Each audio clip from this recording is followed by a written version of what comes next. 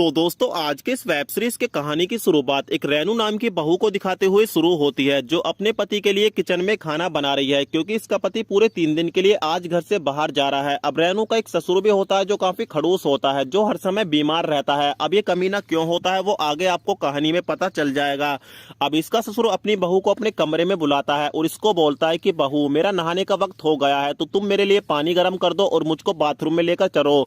तो ये अपने ससुर को बोलती है कि बाबूजी बस आप 10 मिनट का वेट और कर लीजिए, उनको निकलते ही मैं आपको बाथरूम में लेकर चलती हूँ। अब रेनू का पति जाने के लिए तैयार हो जाता है, तो ये अपने पति को बोलती है कि तुम्हारे जाने के बाद तो मेरा मन भी नहीं लगेगा, तुम जल्दी आने की कोशिश करना। तो ये अपनी बीवी को बोलता है कि तुम टेंशन मत लो, 2 दिन बाद मैं घर वापस लौट कर आ जाऊंगा और पहुंचने के बाद मैं रात को तुमको फोन भी करूंगा। अब रेनू अपने ससुर को नहलाने के लिए इसको बाथरूम में लेकर आ जाती है और उसके बाद यहाँ पर इसके कपड़े वगैरह उतार देती है। उसके बाद रेनू अपने ससुर को अपने हाथों से नहलाना शुरू कर देती है। तो यहाँ पर इस बुड्ढे के अंदर धीरे धीरे करंट बनने लगता है। उसके बाद रेनू के साड़ी का पल्लू भी नीचे गिर जाता है और इसका ट्रेलर दिखने लगता है।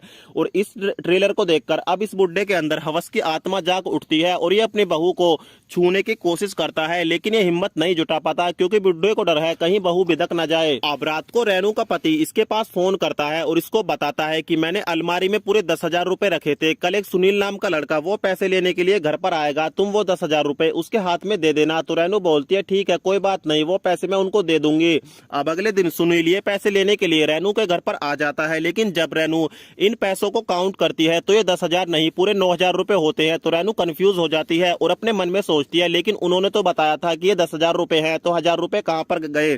चलो कोई बात नहीं, फिलहाल 1,000 रुपए मैं अपनी तरफ से डाल देती हूँ। अब ये पूरे 10,000 रुपए हो जाते हैं और रेनू सुनील के हाथ में 10,000 रुपए देकर इसको यहाँ से विदा कर देती है। अब रेनू को पता चल जाता है कि वो 1,000 रुपए किसी और ने नहीं बल्कि घर के नौकर यानी छोटू ने चुराए हैं, क्योंकि रेनू छोटू को इसकी गर्लफ्रेंड के साथ फोन पर बातें करता हुआ सुन लेती है। उसके बाद छोटू भाभी से माफी मांगता है और बोलता है कि भाभी प्लीज इस बार मुझको माफ कर दो, आज के बाद ऐसी गलती दोबारा नहीं होगी और इस बारे में भैया को कुछ मत बताना। तो इसको वार्निंग देती है और बोलती है कि इस बार तो मैं तुझको छोड़ रही हूँ, लेकिन अगली बार तूने चोरी करने की कोशिश की तो तू नौकरी से तो जाएगा ही, तेरी पिटाई अलग से होगी। अब रात को बाबूजी के खाने खाने का वक्त हो जाता है, तो ये अपनी बहू को बोलते हैं कि बहू अब मुझसे अपने दांतों से खाना नहीं खाया जाता, क्योंकि अब मेरी दाढ़ में काफी दर्द रहता है, तो तुम अपने मुंह से खाना चबाकर मुझको खिला दो। उसके बाद रेनू ऐसा ही करती है, क्योंकि ये इसके ससुर जी हैं, ये इनकी बात नहीं टाल सकती। अब उसके बाद रेनू अपने मुंह से खाना चबाकर अपने ससुर को खिलाना शुरू कर देती है और इस बुड्ढे को काफी आनंद आने लगता है।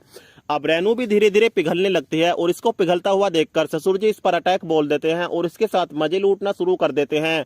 तो यहाँ पर ये घर का जो छोटू होता है नौकर, वो इनको चोरी से देख लेता है। अब अगले दिन रेनू का पति घर पर आ जाता है और अपनी बीवी को बोलता है कि आज मैं तुम्हारे लिए एक ऐसा सरप्राइज लेकर आया हूँ जिसको देखने के बाद तुमको काफी ज्यादा राहत मिलने वाली है। उसके बाद इसका पति मैरी से सभी का इंट्रोडक्शन कराता है और इनको बताता है कि ये मेरी सेक्रेटरी यानी मैरी है, आज के बाद यही बाबूजी का ख्याल रखेगी और रेनू घर का कामकाज करेगी।